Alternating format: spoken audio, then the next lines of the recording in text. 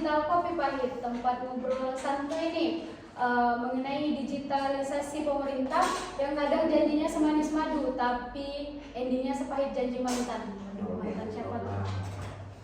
Hari ini topik kita sangat seru sekali nih Kak, mengenai OSS. Yang mana OSS itu sendiri adalah Online Single Submission nih Kak. OSS ini sendiri merupakan salah satu upaya pemerintah yang untuk memodernisasikan dan juga mengintegrasikan lagi nih perizinan usaha secara elektronik dan tentunya melalui peraturan pemerintah nomor 24 tahun 2018. Nah, katanya bikin izin usaha itu kan sekarang tinggal klik, NIB langsung keluar. Tapi apakah emang benar secepat dan semudah itu? Nah, sekarang sudah hadir dua narasumber keren kita nih yang bakal nemenin kita pada podcast kali ini. Ada Bang Agel sebagai dari kacamata regulatornya nih, dan ada juga Kak Elsie sebagai orang yang sudah berpengalaman atau pengguna sistem ini. Halo, apa kabarnya nih Kak Elsie dan juga Bang Agel? Halo Tuan. Lumayan nih kalau pagi ngopi bareng OSS, senang ada di sini. Oke. Nah, Bang Agel, singkat aja nih kan. Goals utama OSS ini apa sih Bang, dan kenapa tuh negara kita harus nih meluncurkan sistem yang seribet ini? Baik, tujuan OSS itu mengubah budaya birokrasi menjadi lebih cepat dan transparan. Semua instansi dari pusat sampai daerah harus satu jalur. Dulu izin tergantung pejabat, sekarang izin tergantung.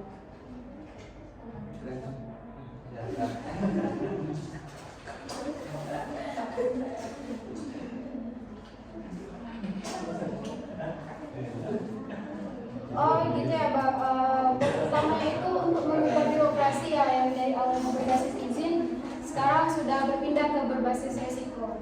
Nah, oke nih Kak, NIB kan sudah cepat keluar nih Kak. Anggaplah kita sudah lulus di fase kilatnya.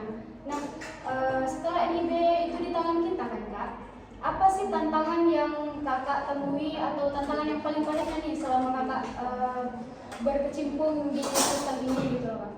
Nah, di sini menurut aku governansi digital kita sangat diuji ya. NIB keluar 15 menit, itu hebat loh. Tapi setelah itu saya masih harus bolak-balik dinas-dinas daerah untuk mengurus sertifikat standar atau izin teknik lainnya. Yang paling bikin kesel tuh, dinas di daerah masih meminta fotokopi dokumen yang sama, padahal batasnya sudah ada di sistem. Di sini sistemnya menyambung, tapi yang nggak nyambung itu manusianya. Oh gitu ya Kak. Jadi permasalahan Kakak itu di dinas daerahnya ya, yang kayak masih meminta dokumen yang sama, padahal sudah tertera nih di sistem pusat gitu kan. Nah, untuk Bang Agel sendiri menanggapi permasalahan yang seperti dialami oleh KS tadi nih kan Bang, ini tuh kan kayak permasalahan integritas ya kan. Nah, walaupun sudah ada nih sistemnya datanya di sistem pusat, tapi daerahnya itu nggak memakainya nih. Nah, menurut Abang, gimana sih tanggapan Abang mengenai masalah ini gitu? Menurut saya masalahnya bukan di aplikasinya, tapi di penerapan aturan. Banyak sistem lama di daerah yang belum bisa diubah.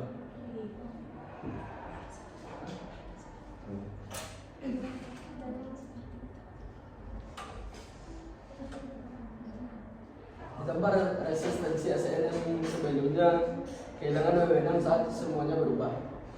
Oh, jadi seperti itu ya Bang Agel. Jadi masalahnya itu bukan lagi di aplikasinya ya, tapi kayak di penegakan aturannya lagi. Nah, sekarang kita bongkar lebih dalam lagi nih isunya tentang data dan juga kepercayaan pada sistem ini. KLC sendiri kan sudah memasukkan data usaha, sudah memasukkan modal dan juga rencana bisnisnya nih Kak. Apa sih, ada nggak kekhawatiran Kakak mengenai keamanan cyber yang ada di sistem ini? Jelas banget ada. Kalau satu sistem ini jebol, semua rahasia usaha saya akan terbongkar dong, termasuk data pribadi. Saya harap governansi digital, governansi keamanan di OSS ini sama katanya dengan sistem perbankan. Kami butuh jaminan audit digital yang transparan. Oh, jadi kakak tuh berharapnya keamanannya itu lebih ketat ya kak, sama kayak yang ada di bank gitu kan. Dan ada nih jaminan auditnya gitu kan, supaya lebih transparan aja nih antara pengguna dan juga sistem gitu kan. Nah, Bang Angel, ini kan mengenai resiko ya kan Bang. OSS itu kan menentukan resiko usahanya nih. Bagaimana caranya kalau kita itu yakin kalau misalkan sistem ini itu adil, dan juga tidak ada nih pengusaha lain yang melakukan memanipulasi data dan juga KBL-nya agar dianggap risikonya itu rendah gitu loh Bang. Nah, gimana tuh tanggapan Bang? Sekarang pengawasan berbasis resiko. Usaha berisiko tinggi diawasi lebih ketat. Kalau melanggar standar, sistem bisa langsung cabut izin. Oh, jadi masalahnya itu bukan lagi di tombol kliknya ya Bang, tapi lebih ke jalur setelah kliknya itu. Nah, sesuai yang ada pro kakak sebagai pengguna nih kak, dan kak abang sebagai regulatornya, apa sih rekomendasi praktis dari kalian berdua mengenai perbaikan governance OSS ini gitu, khususnya di level daerah? Karena kan sebagai yang contohnya tadi kakak kan bolak-balik antara dinas satu ke dinas lainnya, walaupun sudah ada nih tertera di sistem pusat, tapi datanya nggak mau diolah oleh dinas daerahnya gitu. Gimana sih itu ya kak? Rekomendasi apa yang perlu ditingkatkan untuk pemerintah? Pertama, beri sanksi tegas bagi daerah yang masih membuka fotokopi. Kedua, tetapkan satu data Indonesia secara penuh agar semua percaya data OSS. Kalau dari sisi saya sebagai pengguna, saya butuh sistem pengaduan yang efektif. Kalau saya menemukan petugas yang bandel atau sistemnya error, harus ada saluran cepat yang harus langsung direspon oleh pusat.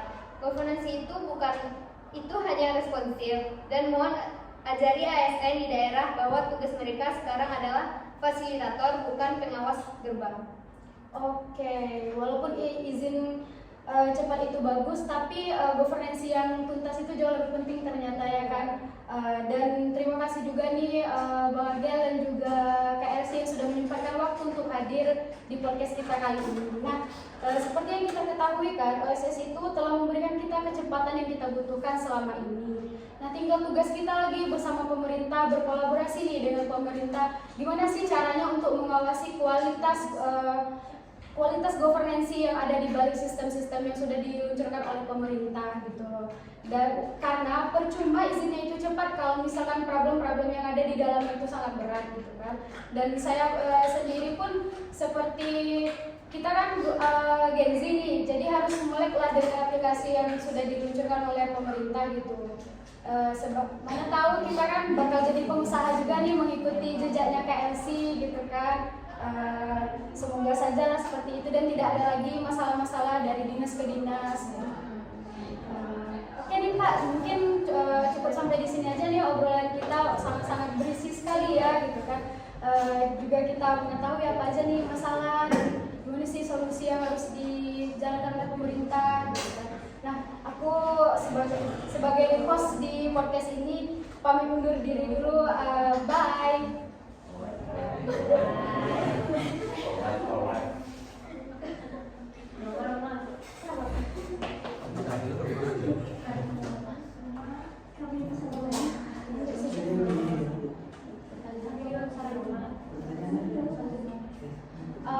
Baiklah, di sini kami akan membuka sesi tanya jawab.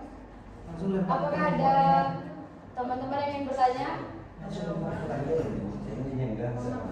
Apakah dari kelompok satu ada yang ingin bertanya?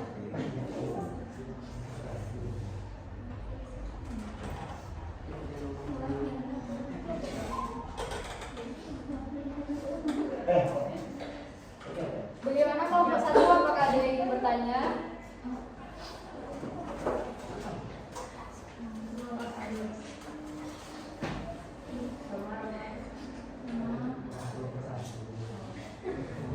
Apakah tidak ada pertanyaan dari kelompok satu?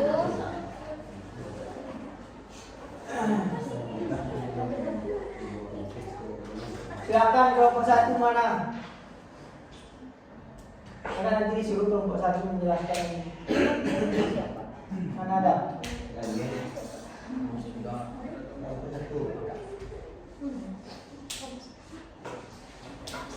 Mencari dari ChatGPT kan ada konferensi kita ya. Pembantuan saya kan gimana ya. Kalau nggak ada nanti saya suruh satu-satu menjelaskannya. Kok pula?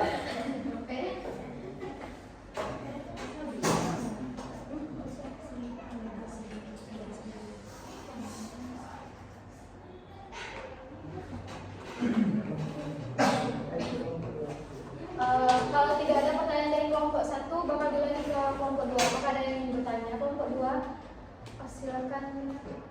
Ini sebelumnya silakan saya Bini Aktialistin Teknik 2 Oktober 2009. Menurut saya, penerapan Online Single Submission atau ASS versi 1.1 merupakan langkah awal yang baik dalam digitalisasi perizinan usaha di Indonesia. Sistem ini membuat proses perizinan menjadi lebih cepat dan transparan, meskipun masih memiliki kelemahan karena belum menerapkan prinsip berbasis risiko.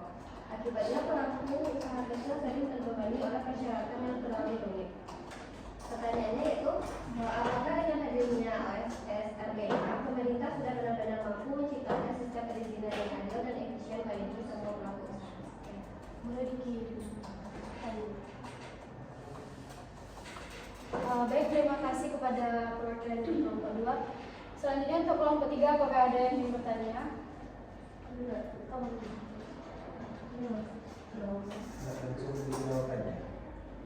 Sabar dulu.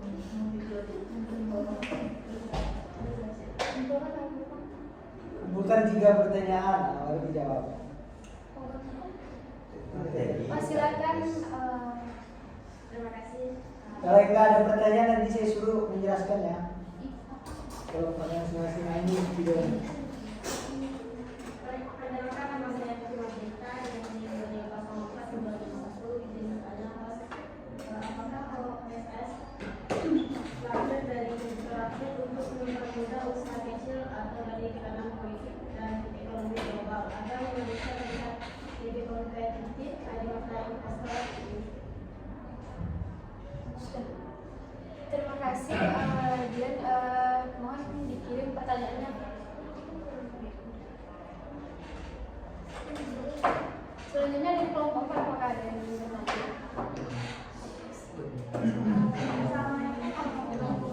Waalaikumsalam.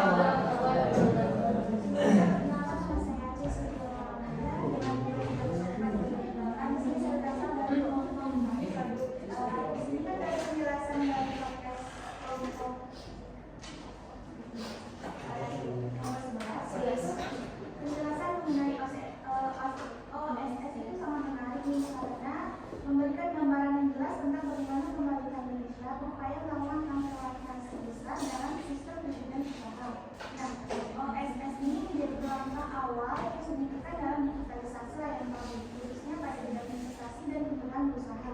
Keunggulan seperti kecepatan penegakan nomor induk dan juga integrasi data lintas sektor, serta transparansi proses perizinan menunjukkan bahwasannya komitmen pemerintah dalam menekankan praktik birokrasi yang lambat dan berbelit. Nah, selain itu, keberadaan NIB sebagai otoritas tunggal juga memperkuat efisiensi administrasi dan meningkatkan kepastian hukum. Nah, pertanyaannya adalah, dalam konteks pengawasan, bagaimana pemerintah dapat menyeimbangkan antara kemudahan berusaha dan juga perlindungan terhadap risiko lingkungan atau sosial yang mungkin ditimbulkan oleh investasi baru? Dan saya kembalikan. Terima kasih. Mohon dikirim pertanyaannya, Kak. Izin teman-teman dan Bapak untuk memberikan waktu kami menjawab pertanyaan dari teman-teman tadi.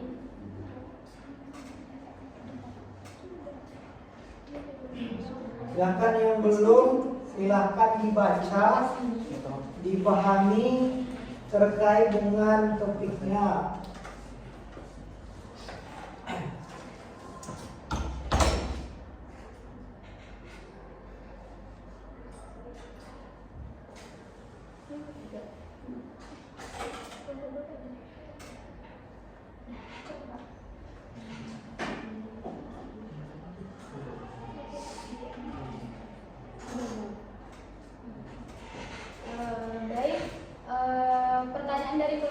akan dijawab oleh Anggian.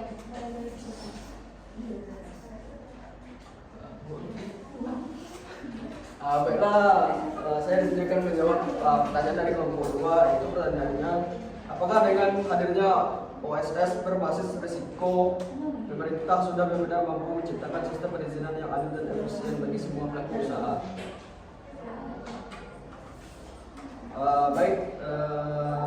Dampak OSS berbasis risiko terhadap sistem perizinan di Indonesia. Namun secara umum, OSS RBA dirancang untuk meningkatkan efisiensi dan transparansi dalam proses perizinan. Untuk mengetahui lebih lanjut tentang aplikasinya,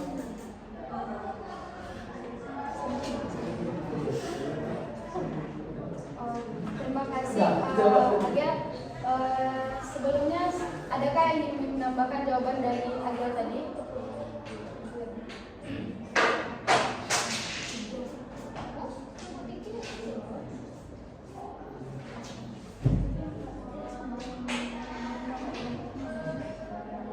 Siapa tadi yang bertanya? Gimana?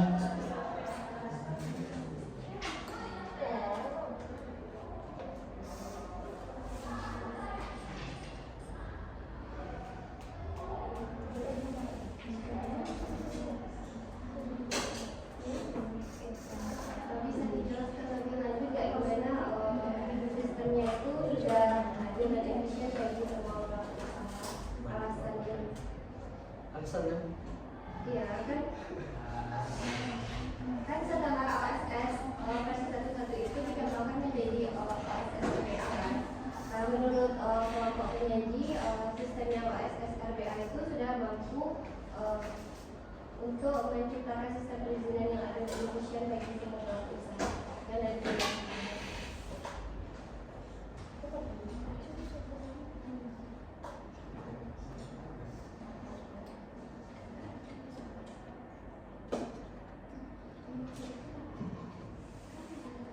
Baik, saya akan menjawab ulang pertanyaan dari kelompok 2.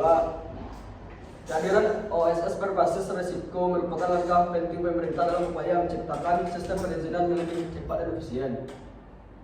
Melalui pendekatan berbasis tingkat risiko usaha, sistem ini diharapkan dapat mempermudah pelaku usaha, terutama UMKM, dalam memperoleh izin tanpa proses yang berlibat. Namun,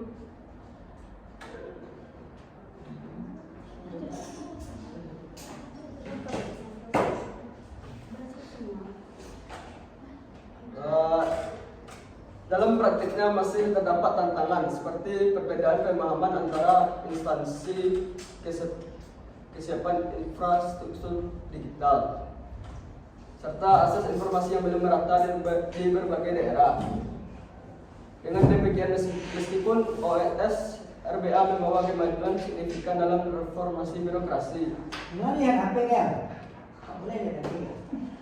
Kembangkan pikirannya. Coba kembangkan dulu apa yang menjadi konsep pertanyaannya. Kenapa ada perubahan? Kan itu ya. Bisa ini ya, ya kan?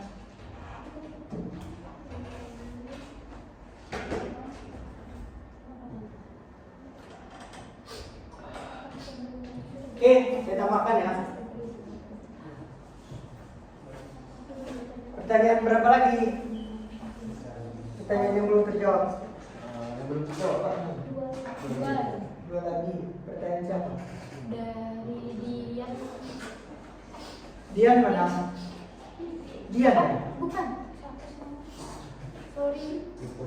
Cecilia Laura Amanda sama itu. Sama siapa? Vivi. Ah, ini jam. Itu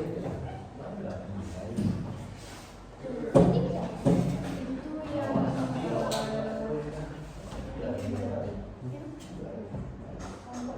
kelompok 2 kan? 3. Baiklah, pertanyaan dari kelompok 3 akan dijawab oleh Kak Elsie.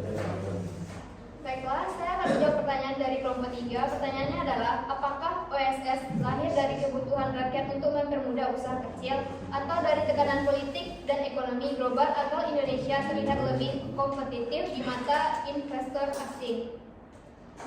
Menurut saya bisa dilihat dari berbagai hasil dari dua dorongan sekaligus. Kebutuhan dalam negeri dan tekanan dari luar negeri.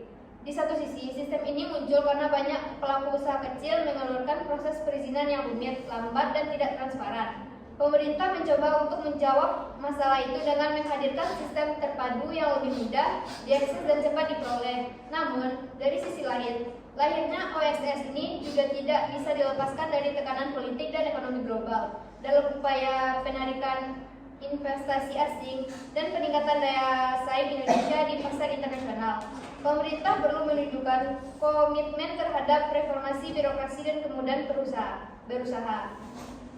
Sekian dari saya kembali ke host. Terima kasih Kak Elsie. Sebelum saya kembalikan kepada penanya, apakah ada yang ingin menambahkan jawaban dari teman saya tadi?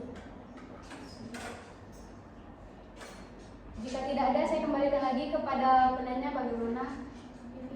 Terima kasih pada host dan dapat saya simpulkan secara formal itu yang sebagai upaya mempermudah perizinan bagi seluruh pelaku usaha. Implementasinya justru memperlihatkan orientasi pada meningkat citra investasi dan daya saing internasional Indonesia. Terima kasih. Nah baiklah, pertanyaan selanjutnya itu ada dari Cecilia Laura Amanda, yang pertanyaannya itu adalah dalam konteks pengawasan bagaimana pemerintah dapat menyeimbangkan antara kemudahan berusaha dan perlindungan terhadap risiko lingkungan atau sosial yang mungkin ditimbulkan oleh investasi baru. Nah, dalam konteks pengawasan ini pemerintah menyeimbangkan kemudahan berusaha dengan perlindungan risiko lingkungan sosial melalui pendekatan perizinan berusaha berbasis risiko atau OSS RBA. Yang mana pemerintah mensyaratkan pemenuhan standar sebelum operasional dan melakukan pengawasan ketat setelah izin terbit, yang artinya kemudahan diberikan di awal, tetapi perlindungan dijamin lewat standar ketat atau NSPK dan pengawasan serta sanksi setelah izin terbit. Apakah ada yang ingin menambahkan jawaban teman-teman?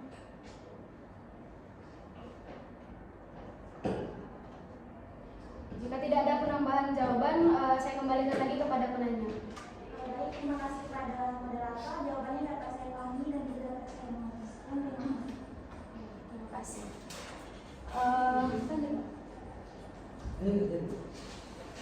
Baiklah, kita akan membuka sesi kedua untuk bertanya. Apakah dari kelompok 5 ada yang ingin bertanya? Ya, silakan kepada Roma. Baik, terima kasih. Kalau sebelumnya perkenalkan nama saya Roma.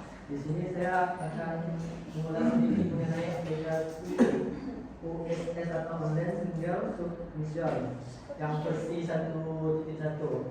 Nah, kalau kita lihat sebelum melakukan kebijakan pasti ada namanya kita membandingkan sebelum dibuatnya aplikasi ini bagaimana keadaan orang yang ingin mendirikan usaha dengan setelah melakukan membuat aplikasi ini, apa yang terjadi pada usaha tersebut, apakah lebih mudah atau makin sulit gitu. Maka dari itu saya juga ingin tahu nih bagaimana nih bentuk dari aplikasi itu. Kalau saya lihat sendiri tadi saya ada ngecek bentuk aplikasinya. Kalau kita bandingkan dari sebelum adanya aplikasi itu menurut saya lebih mudah, efisien dan efektif. Kenapa? Karena kalau kita lihat sebelum adanya OSS, OSS ini kita ketika mengurus surat untuk berbisnis itu membutuhkan waktu lama dan berlibat gitu.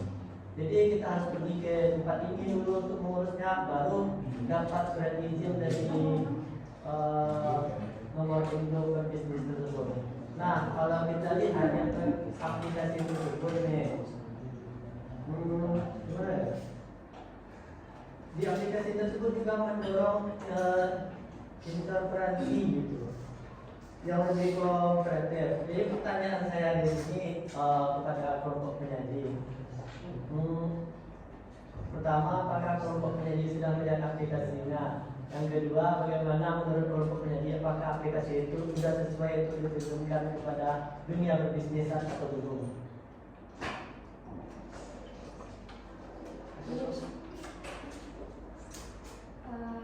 Boleh dikirim Roma pertanyaannya? Enggak, itu objektif. Oh, boleh diulang. Pertanyaannya, apakah kelompok penyaji sudah melihat aplikasinya? Terus Yang kedua, gimana cara? apakah aplikasi tersebut sudah bisa diterjunkan atau diterjunkan ke dunia bisnis atau belum? Mana buktinya? Nggak ada bukti. Saya tak tahu. Daripada diambil. Jangan moderator semuanya bagi-bagi tugas. Itu kalau moderator. Apakah aplikasi ini Catat yang menjadi intinya ada. adalah Pertanyaan itu jangan dicatat semuanya. apa? Ulang. Mohon Apakah diulang. aplikasi sudah siap untuk diterjunkan? Untuk di Terjunkan atau dipakai di masyarakat atau di bisnis.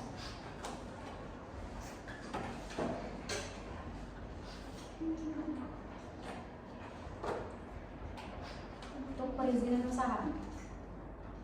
Untuk perizinan usaha. Yang penting apakah ini sudah bisa diterjunkan saja.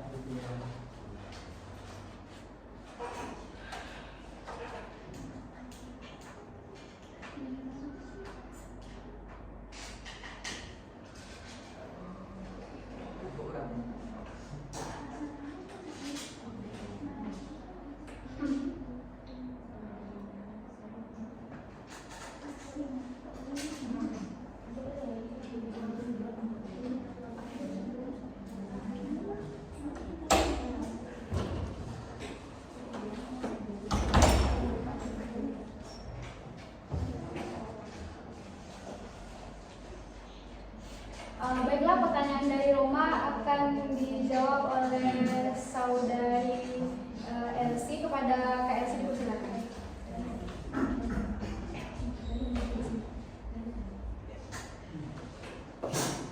Baiklah, saya akan coba menjawab pertanyaan dari Roma.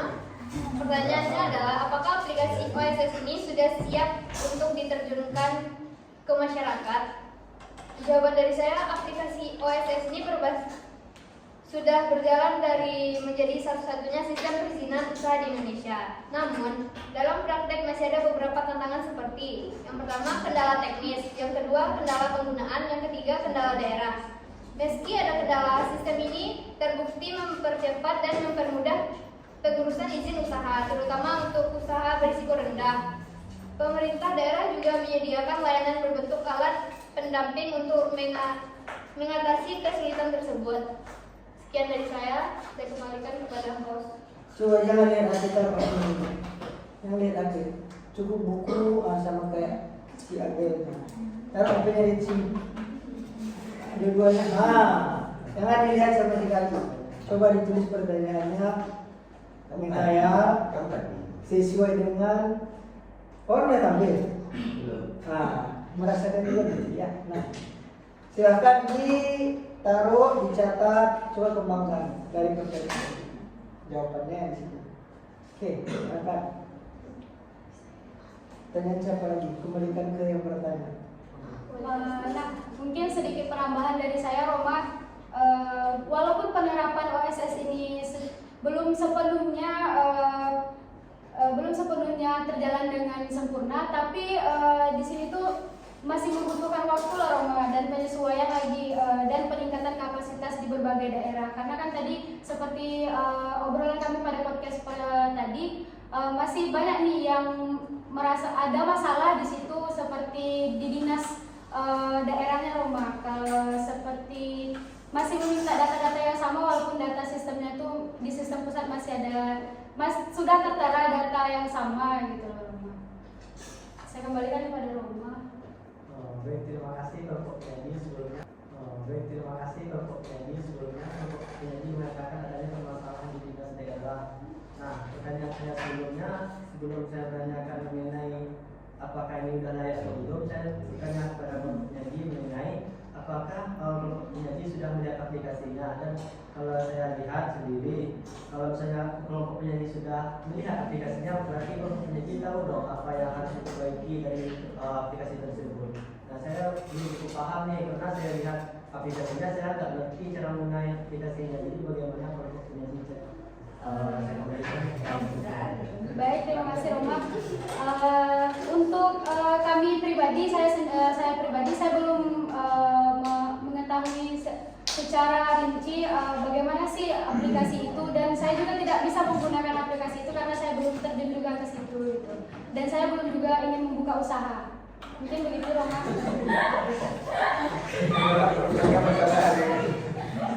Jadi saya tidak tahu pasti nih Roma apa solusi yang harus saya berikan karena saya belum masuk ke dalam aplikasi itu. Coba yang dua temannya yang dua itu gimana? Tidak pernah nggak menggunakannya atau gimana? Coba tanya ini. Bagaimana? Kalau secara pribadi belum semua. Agil? Nah, itu jawaban apa? Oke Wawan, dipersilakan. Itu Mas, jadi sejauh yang kita tengok tadi kan, jadi harus menjawab. Narasumbernya juga bilang nggak pernah sama sekali melihat aplikasi itu kan, dan tidak pernah menggunakan. Jadi bagaimana Pos bisa mengangkat topik yang bersangkutan dengan aplikasi tersebut dan mengundang narasumber yang sama sekali tidak pernah menggunakan aplikasi tersebut? Begini Wawan, kalau misalkan saya harus jauh, itu ngeblank. Lanjut santai. Terima kasih Wawan. Nah, kalau untuk narasumbernya sendiri tidak mungkin saya hadirkan dua narasumber yang memang betul-betul regulatornya nih ataupun pengguna dari OSS ini, karena kita kan podcastnya tidak secara umum, cuma ada di kelas gitu kan. Dan kami sendiri juga belum mempunyai usaha nih Wawan untuk membuka aplikasi itu gitu. Berarti buka aplikasi itu harus usaha dulu ya gitu. Oh, walaupun tidak. Tengok aja gitu. Oh, walaupun ya betul, tapi kan bagaimana kata si Wawan, kan pertanyaan Wawan itu bagaimana bisa mengangkat tema OSS ini kalau tidak pernah membuka aplikasi itu dan mengundang dua narasumber yang tidak pernah masuk ke dalam sistem itu gitu. Karena untuk menjawab pertanyaan dari Wawan tadi kan sudah saya sampaikan tuh. Jadi kalau seharusnya sebuah topik itu seharusnya menggunakan narasumber yang memang paham betul dengan topik yang diangkat. Jadi kalau sekarang kan kayak narasumber aja nggak ngerti masalah aplikasinya ini, topiknya ini. Jadi gimana nanti sanggahan-sanggahan dan pertanyaan-pertanyaan dari forum tuh nggak ada feedbacknya nanti.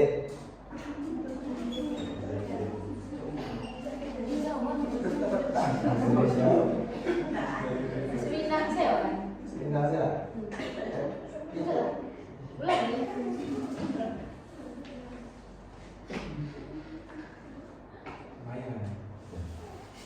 Jadi saran aja ya Mas untuk kedepannya kalau memang mau mengangkat sebuah topik, undanglah narasumber-narasumber yang memang paham dengan topik tersebut, sebab dalam podcast itu ada interaksi timbal balik biar kita sama-sama paham kan. Terima kasih sarannya Wawan. Mungkin saya ingin bertanya kepada Wawan, apakah Wawan ada kenalan atau relasi nih mengenai orang-orang siapa aja nih narasumber yang harus saya undang untuk podcast selanjutnya kalau saya mengangkat tema yang sama lagi gitu? Ada nggak relasi Wawan yang bisa saya undang nih? Karena kan dua narasumber saya ini tidak ada katanya feedback yang bisa didapatkan oleh para pendengar gitu. Karena kan ini cuma berbasis dalam kelas Wawan, bukan umum gitu. Lanjut Wawan, silakan. Izin dulu. Sebentar Wawan.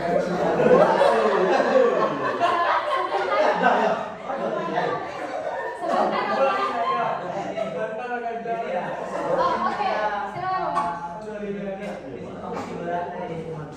Jadi gini, mungkin kalau dibilang benar enggak sih, cuma menurut saya pribadi ya, kalau misalkan ditampilkan sendiri narasumber yang memahami betul-betul usaha itu tidak sulit. Tapi kalau saran dari saya bagi yang berkompetensi, coba untuk dilihat aja aplikasinya apakah berkompetensi. Tidak harus jadi pengusaha baru bisa mencetak. Ya itu Nah, satu lagi kalau saya lihat tadi kan berkompetensi dalam belum ada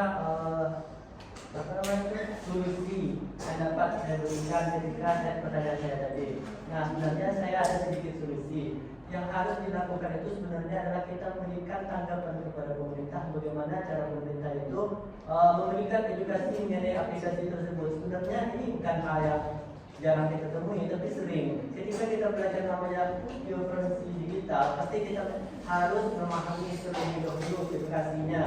Harus ada dari pemerintah memberikan edukasi kepada masyarakat, sehingga masyarakat ketika membuka usaha tidak perlu beribet lagi atau tidak perlu untuk dipersulit.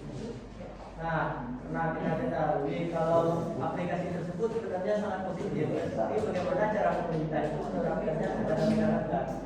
Nah, jadi tidak ada yang harus mengundang yang benar-benar pengusaha itu tidak, tapi cukup kita mengetahui apa fungsi dari aplikasi tersebut, apa isi dari aplikasi itu saja. Saya kembalikan kepada Baik, terima kasih kepada Roma yang sudah memberikan kritik dan sarannya. Nah, saya sedikit menjawab pertanyaan dari Wawan tadi, Roma, yang kan Wawan pertanyaannya itu kalau bisa undanglah narasumber yang bisa memberikan feedback katanya kan. Sedangkan kita ini podcastnya itu berbasis dalam kelas Wawan gitu loh. Makanya saya tanyakan lagi apakah ada relasi Wawan gitu. Ya, setidaknya riset lah untuk narasumbernya, untuk topik yang diangkat tuh. Sudah kami riset Wawan apa topik kami itu, makanya kami bisa mengangkat topik ini gitu. Kalau kami tidak meriset dan tidak membaca nih, tidak mungkin kami bisa menampilkan Wawan. Bagaimana bos bisa mengatakan narasumber telah melakukan riset, sedangkan untuk membuka aplikasi saja narasumbernya tidak benar? Memang tidak membuka aplikasi, tapi kami membuka artikel-artikel yang ada gitu loh. Informasi-informasi yang bisa kami temui melalui entah itu Google atau apapun yang bisa kami jadi alat kami untuk mencari informasi mengenai OSS ini gitu. Saya pribadi sudah meriset dan mencari materinya. Oke, kita tambahkan ya, cukup luar biasa. Pertanyaannya dari Wawan dan teman-teman yang lainnya, coba lihat dulu. Coba kita kan ada OSS.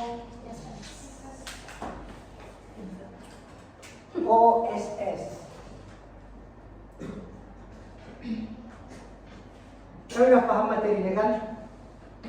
Itu yang lain juga. Pertanyaan saya, kenapa lahir OSS? Apa pokoknya di sini? Coba kelompok yang telah yang telah memahami kenapa.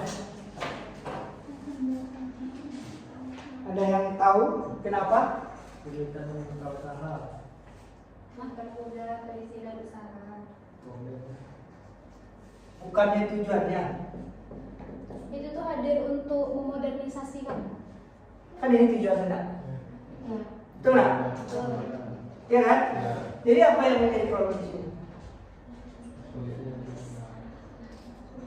Apa? Gil, ke materi agama. Pak, apa yang menjadi problem? Jawab lah. Dalam mengurus INB, Apanya? sulit dalam mengurus INB. Berarti INB ya di sini. sulit lah. Proses, ribet, ya kan? Terus apa lagi? Tidak transparan, Lama dan tidak efisien. sama. Berbelit-belit. Oke. Ya kan? Kan ini yang menjadi dasar lahirnya ini. Ya kan? Tahun berapa kan lahirnya ini? 2018. 2018, berarti sekarang lebih kurang 7 tahun ya. Oke. 7 tahun. Tujuannya ini fungsinya apa ini? Untuk menyederhanakan. Menyederhanakan apa? Menyederhanakan dan Apa? Mempermudah ini kan? Ya kan? Oke. Di sini. Ini produk yang dihasilkan apa? Terus apa lagi? Selain itu, surat-surat yang bisa diurus di situ apa aja? NIB ya, izin apa tuh? nomor induk berusaha. NIB. Terus apa lagi? Kan ini produknya ataupun jenis layanannya yang disediakan di sana apa?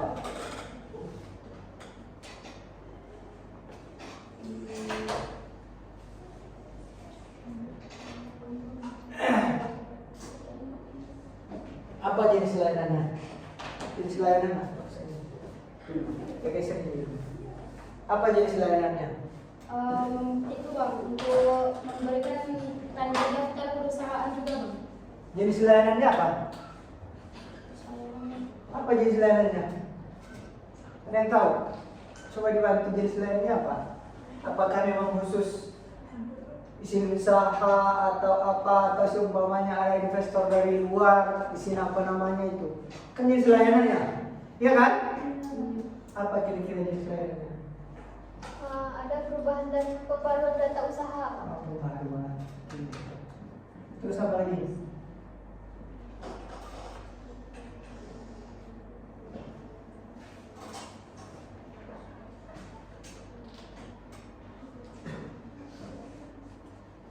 Penintegrasian perizinan sektor.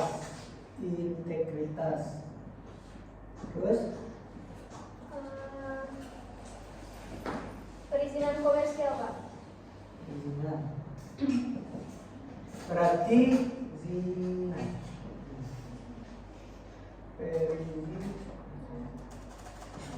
Berarti tujuannya ke INB tadi ya?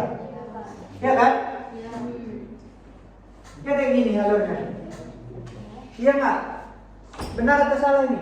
Saya nggak tahu juga, saya bertanya kepada kelompok ini. Akan tetapi secara tidak langsung prosesnya beginilah.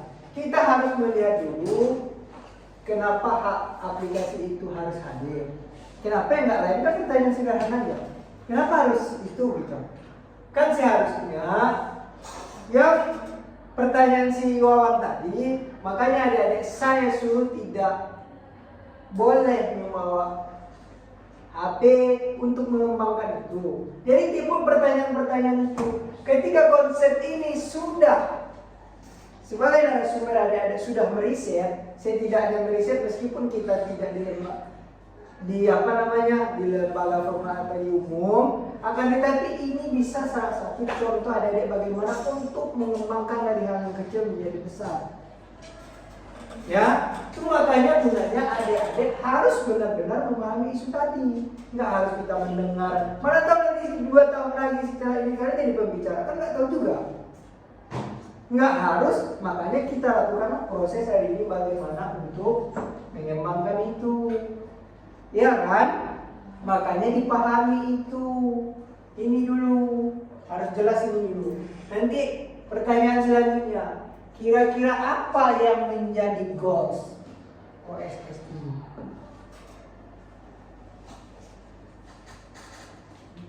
Kan harus sampai juga di sana. 10 tahun lagi kira-kira apa goalsnya dari ini? Ini udah berjalan 7 tahun kan? 3 tahun lagi apa? Kalau saya SS itu cuma berjalan sampai tahun 2021. Tahun 2020. Berarti sekarang di mana? OSS RBA yang dipakai. Yang terbaru. Berarti kan pengembangan dari OSS lama ya? Nah, berarti kan pengembangan. Akan tetapi kan dia mungkin ada beberapa fitur yang memang ditambahkan atau di dalam tahapan implementasinya ada yang mengalami masalah. Kan itu ya? Itu kan pembaruan. Ketika kita berbicara juga nanti tahapan implementasi,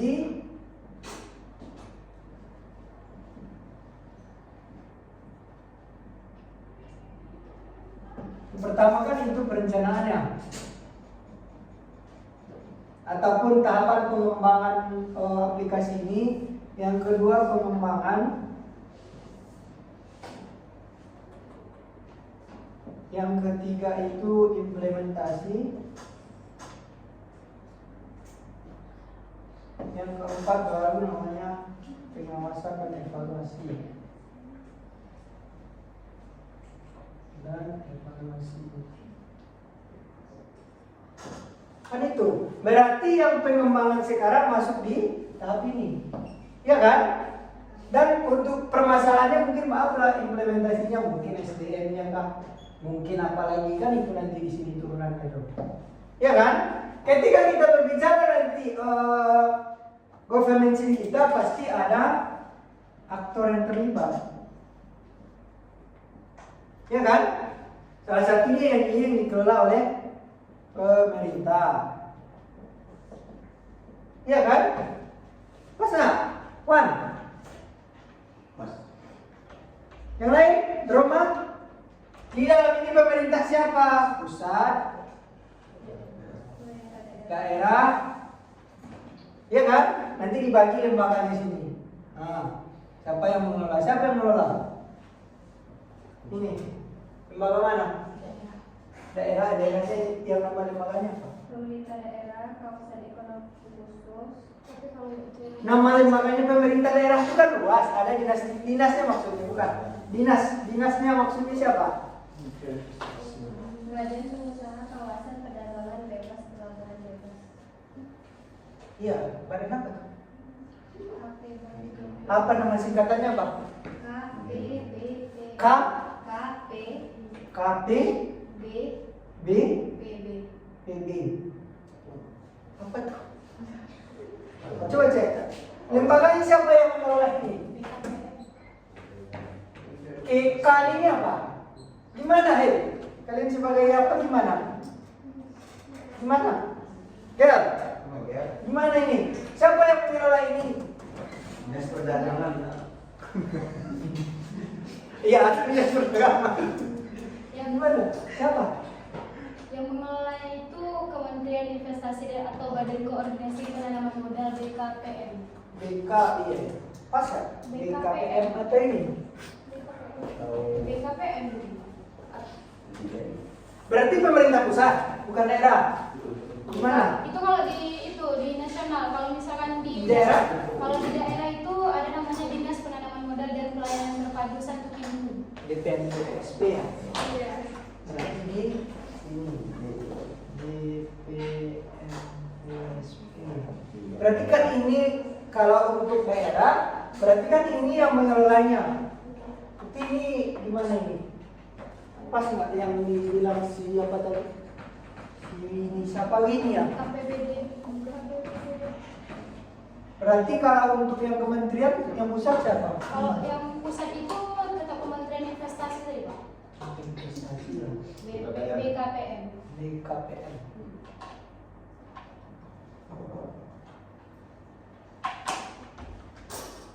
BKPM. Ya kan? Kan jelas nih mana OSS ini asalnya dari sini, tujuannya kemana, yang mengelola siapa, pelaksanaannya. Seharusnya yang pemateri harus juga melihat masuklah ke dalam aplikasi itu tanpa kita harus. Jadi ada nanti gini kita rekomendasikan gimana kalau pemerintah itu coba tambahkan fitur ini, kan bisa juga ya kita melakukan itu, atau juga melakukan regulasi segala macam terkait dengan apa yang disampaikan Agel. Kayak kemarin kan yang kelompok si Mardatila kan dia masuk ke dalam aplikasinya ya, langsung kelihatan begini. Jadi untuk kedepannya ada yang membahas mengenai aplikasi, coba download, ya nggak apa-apa, cukup mata kuliah kita aja nanti hapus lagi. Kemudian masuk pahami di sana apa yang kira-kira yang kurang, apa produknya, pelayanannya dan segala macam. Jangan sampai kita berbicara kita nggak tahu. Makanya disiram lawan tadi. Usahakan pengen saya itu ada yang memahami seperti ini. Nanti ketika berbagai macam bentuk pertanyaannya dia sudah kelihatan arahnya kemana. Kan bisa disinkronisasi. Kira-kira nanti apa lagi faktor untuk pelaksanaannya masuknya di mana? Kayak tadi ada mengatakan regulasi. Regulasi di mana posisinya? Contoh, apakah udah ada regulasinya? Terkait ini, apakah diwajibkan seluruhnya melalui ini? Iya, wajib. Wajib. Nah, berarti undang-undangnya mengatur berapa? Undang-Undang nomor 24 tahun 2018. Undang-undang nomor 24 tahun. nomor Itu peraturan pemerintah. PP ya. Ya. Peraturan pemerintah nomor 24 tahun 2018. Peraturan pemerintah. Nomor berapa? Nomor 24 Nomor 24 tahun 2018. Ya kan? Kan jelas nanti ketika bertanya turunannya kemana lagi peraturannya nanti? Kan ada turunannya lagi tuh. Jadi jelas nanti karena ini juga merupakan komponen ataupun yang ada di dalam ini. Kan ada beberapa komponen tuh pasti di dalam ini. Apa komponennya? Satu. Yang di dalam ini apa yang kira-kira? Kan ada komponennya salah satunya infrastruktur. Komponen yang ada di dalam OSN ini infrastruktur. Ya kan? Ada kayak ada hardware segala macam. Kan itu harus ada di dalam ini. Di dalam ini. Kemudian nanti ada juga apa? Lagi SDM-nya. Kan yang ditanyakan tadi masalah SDM ada ya, pertanyaan masalah SDM. Bagaimana seharusnya SDM-nya? Harus kompetensi. Ya kan? Bagaimana harus mengikuti pelatihan? Ya kan?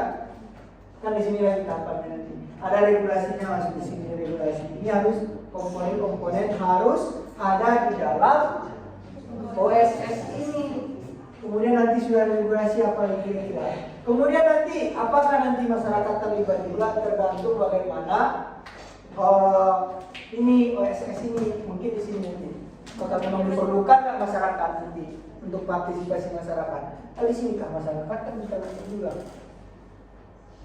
Di mana posisi masyarakat akan tetapi posisi undang-undang ada sudah memahami di mana posisi undang-undang itu. Oke ya? Ada pertanyaan kira-kira? Cukup? Itu tambahan sedikit ya dari saya, silakan dilanjutkan. Pertanyaan selanjutnya masih ada beberapa pertanyaan lagi lah dari kelompoknya. Kelompok yang belum berapa lagi? Nanti sampai kelompok 5. Mungkin adakah pertanyaan lagi dari kelompok 6?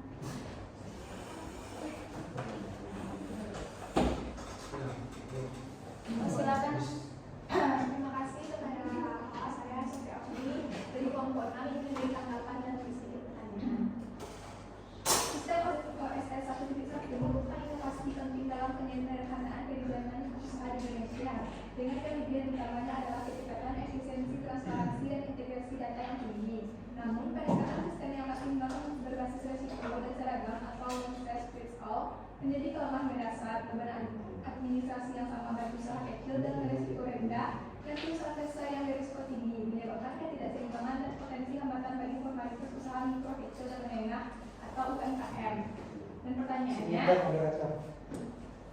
apakah ada data empiris atau evaluasi independen yang menunjukkan dampak nyata OSS 1.1 terhadap peningkatan kemudahan usaha dan penurunan praktik pungut biaya secara signifikan di berbagai sektor industri?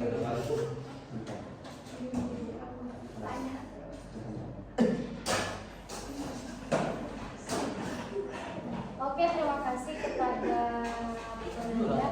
Mohon kirim pertanyaannya dong ke saya atau ke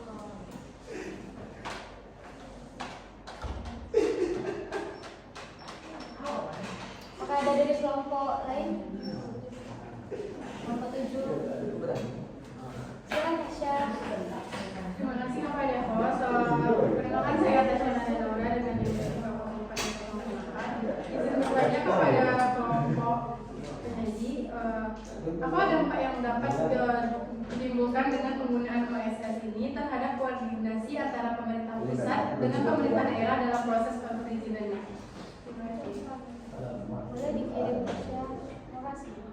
Pertanyaan selanjutnya itu dari kelompok 8. Apakah kelompok 8 ingin bertanya? Oh, silakan Daniel.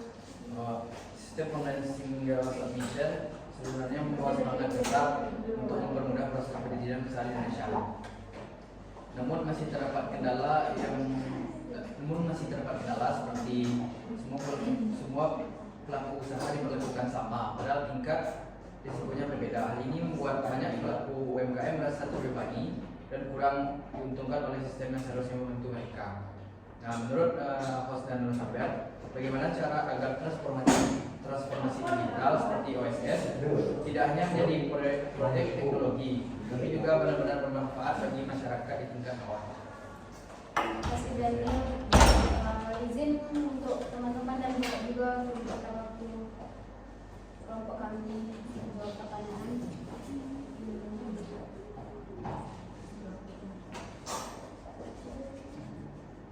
Daniel, boleh dikirim pertanyaan dan jawaban belum?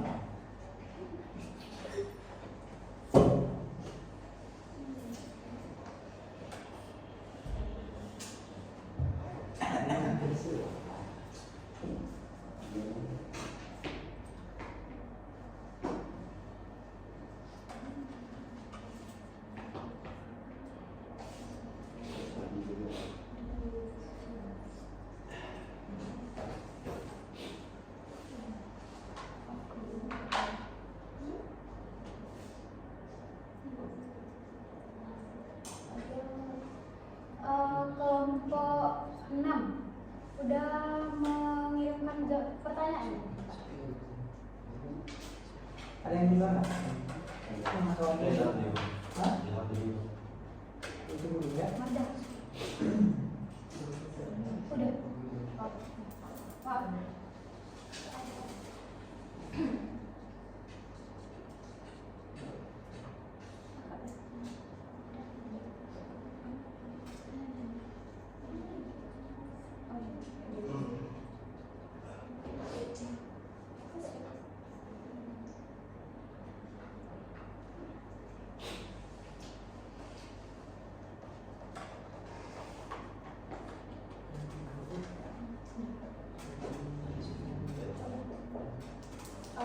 Baik, pertanyaan dari kelompok 6 akan dijawab oleh Agil. Baiklah, saya di sini akan menjawab pertanyaan dari kelompok 6, Sofia. Singkatnya ada beberapa studi dan evaluasi yang menunjukkan perbaikan administrasi setelah penerapan OSS 1.1. Namun bukti empiris yang kuat dan independen yang menunjukkan penurunan praktik pungutan liar secara signifikan di berbagai sektor masih terbatas dan hasilnya campur aduk. Banyak laporan mencatat perbaikan proses, tetapi juga menyorot masalah implementasi lokal, sinkronisasi pusat daerah, integrasi pembayaran yang memungkinkan pungli tetap terjadi. Terima kasih Agil jawabannya. Dan setelah saya pahami, berarti untuk praktik pungutan liar masih ada di lapangan. Terima kasih. Baik, selanjutnya saya akan menjawab pertanyaan dari Tasya tentang apa dampak penggunaan OSS versi 1.1 terhadap koordinasi antara pemerintah pusat dan pemerintah daerah dalam proses perizinan. Nah, dampak utamanya adalah meningkatkan integrasi sistem perizinan antar pusat dan daerah serta memperkuat peran DPM PTSP dalam memvalidasi komitmen perizinan meskipun koordinasi teknis antar instansi di daerah masih dibutuhkan. Mungkin sekian, apakah ada penambahan jawaban dari teman-teman? Jika tidak ada, saya kembalikan lagi kepada Tasya. Baik, terima kasih pada host. Saya dapat memahami yang telah dijelaskan tadi. Saya kembalikan lagi kepada host. Terima kasih.